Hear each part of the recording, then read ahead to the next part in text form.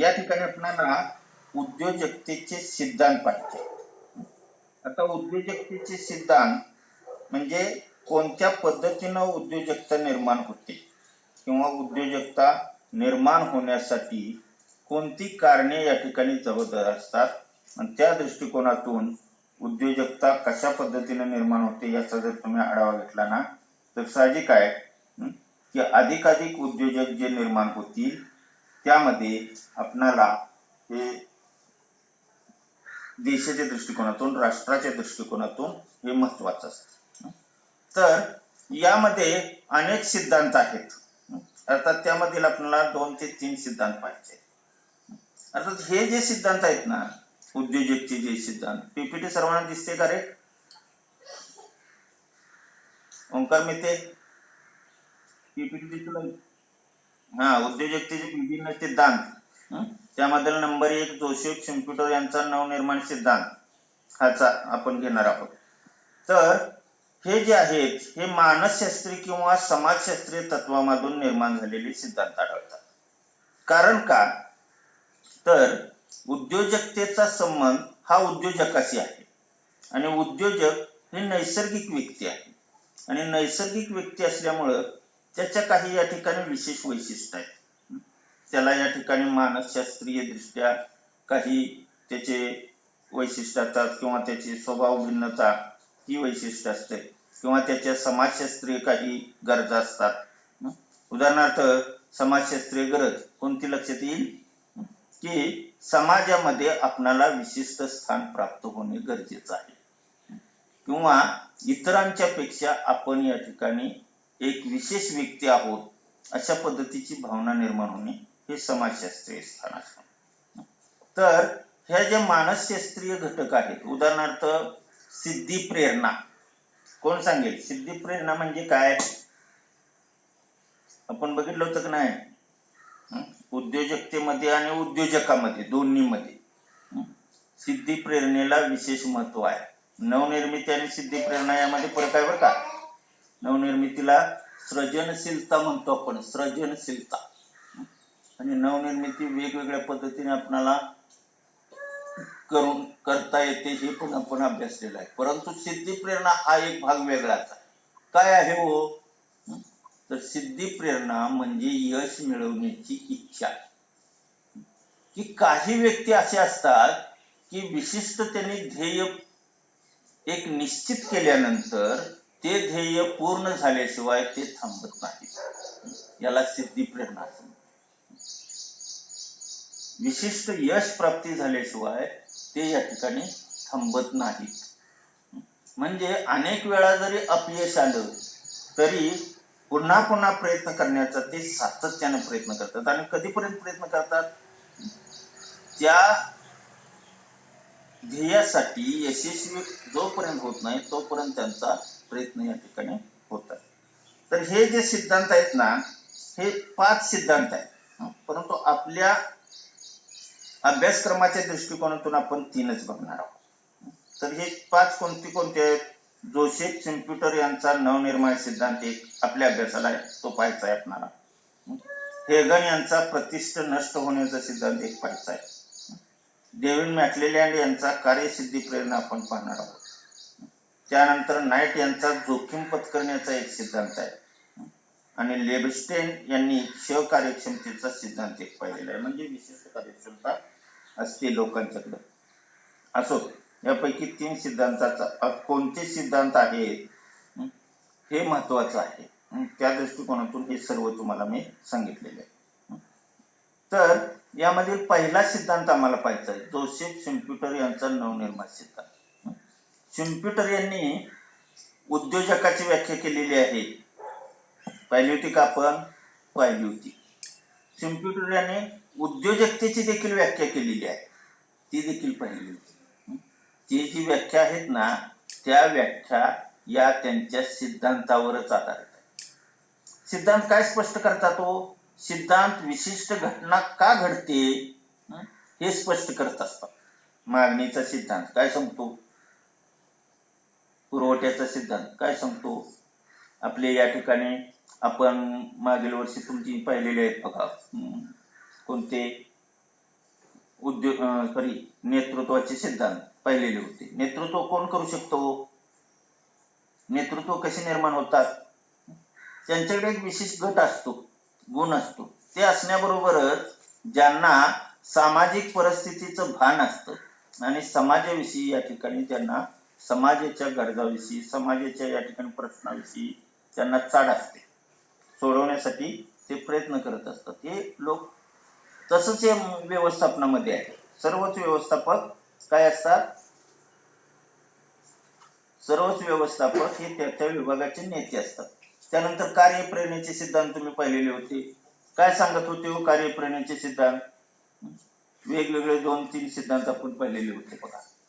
गरजाचा सिद्धांत पाहिलेला होता. काय सांगत होता गरजांचा सिद्धांत? तर तुम्ही किती गरजा भागवताय यावरती या ठिकाणी कर्मचाऱ्याची कार्यप्रेरणा अवलंबून असते आणि कार्यप्रेरित कर्मचारी अधिकाधिक चांगल्या पद्धतीने काम करतात आणि त्यामुळे तुमच्या उद्योग संस्थेची किंवा व्यवसायाची कार्यक्षमता वाढते. असो, तर हे सिद्धांत जे आहेत, हे सिद्धांत सर्वसाधारण या ठिकाणी कोणती घटना कशा पद्धतीने घडते किंवा त्या घटनेला कोणती कारणे असतात हे स्पष्ट. तर यामधील आपणाला जोसेफ शिम्प्युटर यांचा नवनिर्माण सिद्धांत पाहायचा. इथं मी थोडक्यात दिलेला आहे बघा. The theory of economic development हा ग्रंथ जोसेफ शिम्प्युटर यांनी 1934 साली प्रसिद्ध केला. आर्थिक विकास प्रक्रियेत उद्योजकतेचे स्थान किंवा या ठिकाणी आर्थिक विकास प्रक्रियेमध्ये उद्योजकतेचे स्थान आणि उद्योजकाची भूमिका याविषयी या ग्रंथात विचार मांडलेले दिसून येतात. तर त्यांना या सिद्धांतामध्ये काय मांडायचं आहे? एखाद्या देशाचा आर्थिक विकास हा आपोआप होत नसतो. पुढाकार घेऊन आर्थिक विकासाची प्रक्रिया सुरू करण्याची कामगिरी उद्योजक करीत असतात. नवनिर्मितीच्या माध्यमातून उद्योजक ही कामगिरी करतात आणि म्हणून या ठिकाणी हे जे आहे हे उद्योजक निर्माण होताना किंवा उद्योजकतेचा विकास झालेला दिसून येतो. तर हे जे आहे हे त्यांनी स्पष्ट केलं की यासाठी त्यांनी एक स्वतंत्र पुस्तक लिहिले आहे, ग्रंथ लिहिलेला आहे.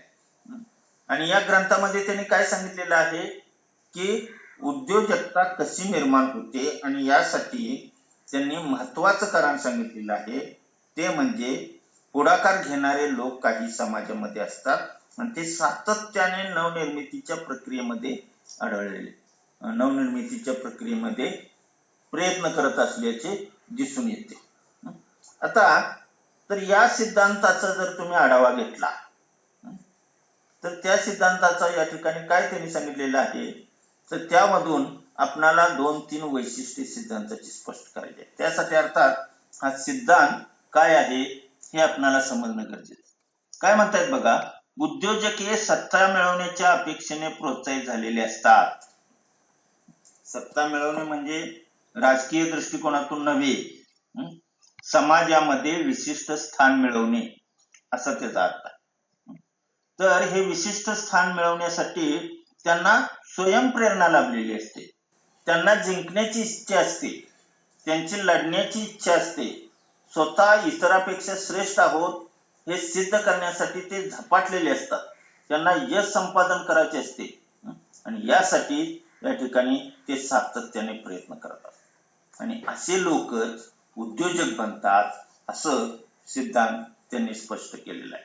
म्हणजे मूलतः काही या ठिकाणी जी वैशिष्ट्ये आहेत ही वैशिष्ट्ये ही या लोकांच्याकडे या ठिकाणी दिसून येतात आणि या वैशिष्ट्यामुळे लोक हे सातत्यानं किंवा रिस्क स्वीकारण्याकडे ते प्रवृत्त होतात. अर्थात ते रिस्कचा भाग नाही, इथं जोखीम स्वीकारण्यापेक्षा त्यांची लढण्याची इच्छा महत्वाची आहे.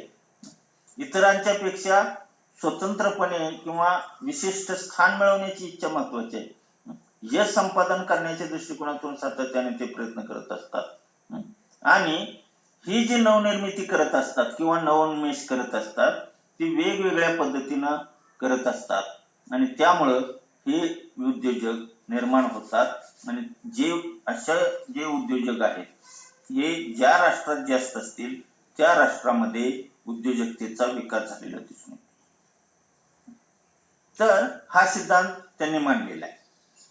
त्यामध्ये नवनिर्मितीच्या दृष्टिकोनातून नवनिर्मिती म्हणजे काय आपण 2-3 वेळा पाहिलेलं आहे बघा, की नवीन वस्तू किंवा नवीन सेवा निर्माण करणे असे नव्हे. हे देखील आहेच, पण याबरोबर त्यांनी नवनिर्मितीची अनेक या ठिकाणी उदाहरणं दिलेली दिसून येते. नवनिर्मिती कोण प्रकारे करता येते? नवीन उत्पादन पद्धती वापरली तरी नवनिर्मिती होऊ शकते. त्याचबरोबर नवीन बाजारपेठ निर्माण करणे किंवा ग्राहक संख्या वाढवणे, बाजारपेठेतील विशिष्ट भागासाठी विशिष्ट वस्तू आणि सेवा पुरवणे ही देखील नवनिर्मिती असते. त्याचबरोबर नवीन संघटन रचना निर्माण करणे, नवीन कच्चा माल वापरणे या दृष्टिकोनातून नवनिर्मिती करता येते.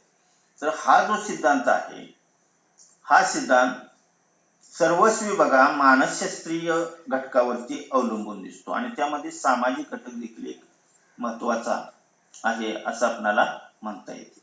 तर या सिद्धांताचा जर विचार केला ना तुम्ही, तर या सिद्धांतामधून काही वैशिष्ट्ये आपल्याला प्राप्त होतात.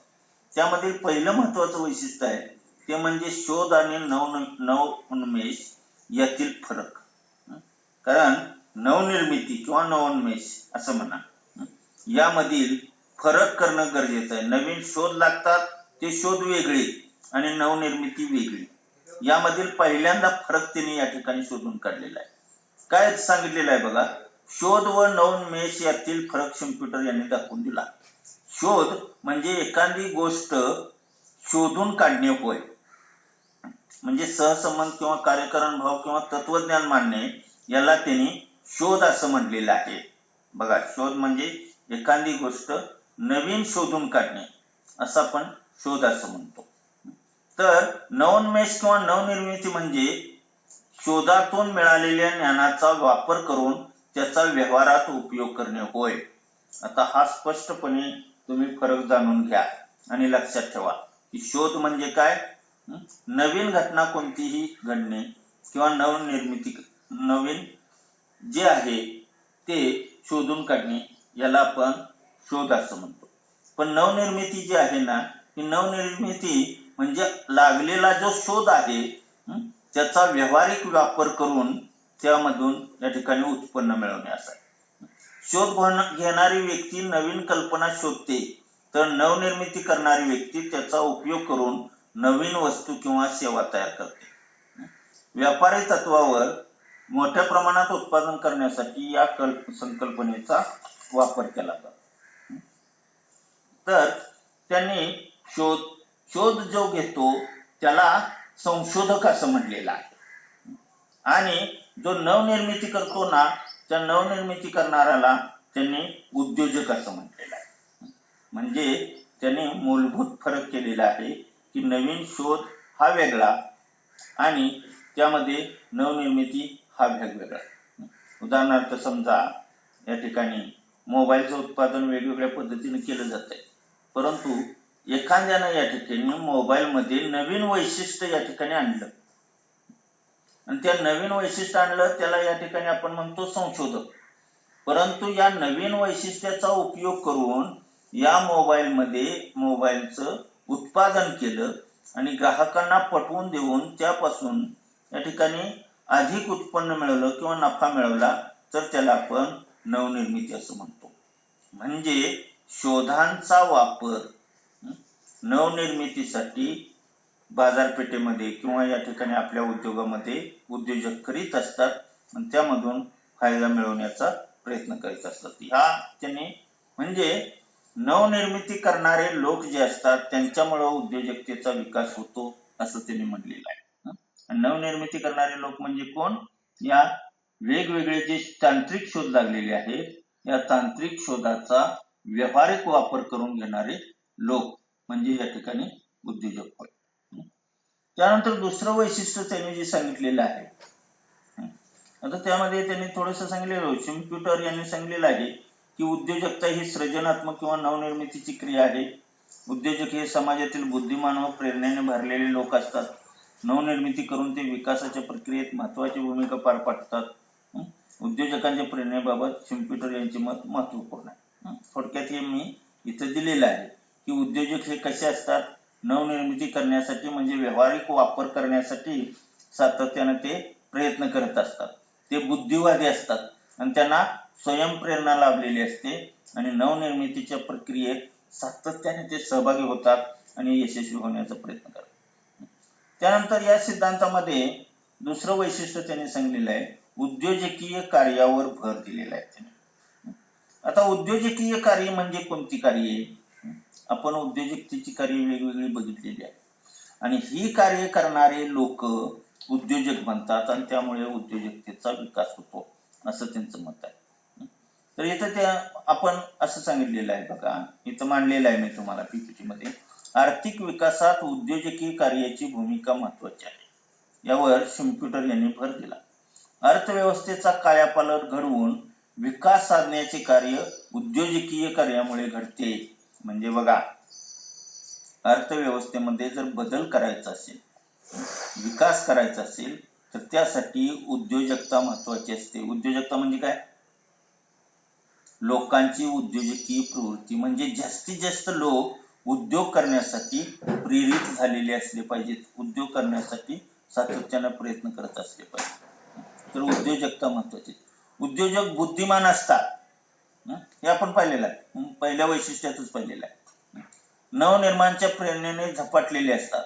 उद्योगाच्या सुप्त किंवा दडलेल्या संधी हेरून त्यांचा उपयोग ते नवनिर्मिती आणि विकास साध्य करण्यासाठी करतात.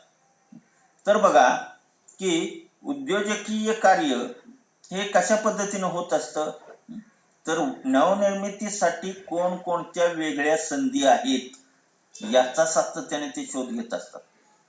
आता ह्या ज्या संधी आहेत, या संधी ह्या बदललेल्या परिस्थितीतून निर्माण होत असतात.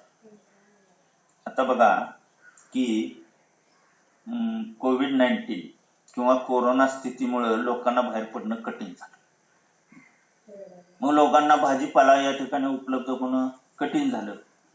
मग अशा वेळी काय केलं काही उद्योजकांनी किंवा काही शेतकऱ्यांनी, की ऑनलाईन पद्धतीनं मार्केटिंग केलं त्या भाजीपाल्याचं. त्यांनी व्हॉट्सअपवरती एक नंबर दिला आणि या नंबरवरती तुम्ही जर भाजीपाल्याची ऑर्डर दिली ना तर तेवढा भाजीपाला तुम्हाला घरपोच मिळेल, ही तेव्हा त्यांनी चालू केली. आता ही काय कशावरून केलं यांनी? हे उद्योजकच आहेत.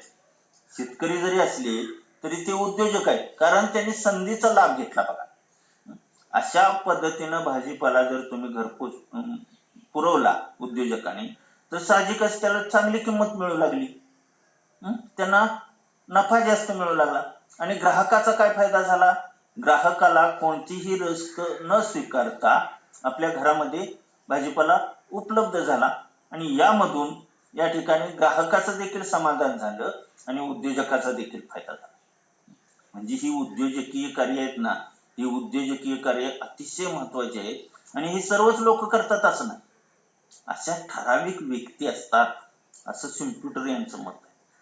आणि जे उद्योजकीय प्रेरणांनी झपाटलेले असतात किंवा उद्योजकीय प्रेरणा हे त्यांच्याकडं अधिक असतात आणि बुद्धिमान असतात. ते कोणत्या परिस्थितीत काय निर्णय घेणं गरजेचं आहे याचा या ठिकाणी ते विचार करतात, परिस्थितीचं विश्लेषण करतात आणि त्या आधारे निर्णय घेऊन निर्णय अंमलात आणतात.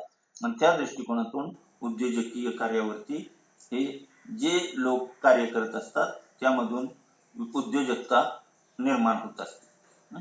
तर या ज्या संधी आहेत, या संधी निर्माण कोणत्या कारणाने झालेल्या असतात? कोणत्याही कारणाने झालेले असतात. या संधीचा लाभ घेण्यासाठी हे उद्योजक सातत्याने प्रयत्न करतात. ठीक आहे, हे दोनच वैशिष्ट्य आपण पाहूया. आणखी 2-3 वैशिष्ट्य आहेत आणि त्या अनुषंगाने सिद्धांताचं मूल्यमापन पुढील तासाला बघू. थांबूया.